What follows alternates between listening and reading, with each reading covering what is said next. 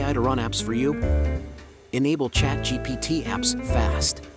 First, open chat.openai.com and log into your account. Go to Settings, then Beta Features or Plugins and turn on Apps.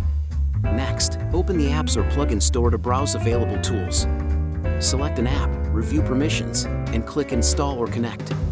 Authorize any necessary accounts, then confirm the app appears under Apps. Start a new chat, click the app's icon, and pick the app you installed. Example, use a file analyzer app, upload a document and ask for a summary.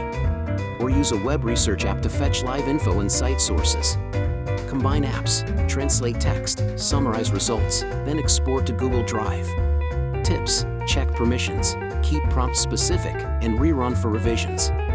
To recap, enable apps, install a tool, open it in chat, give a clear command, and review the output. Start one app now and let AI do the work.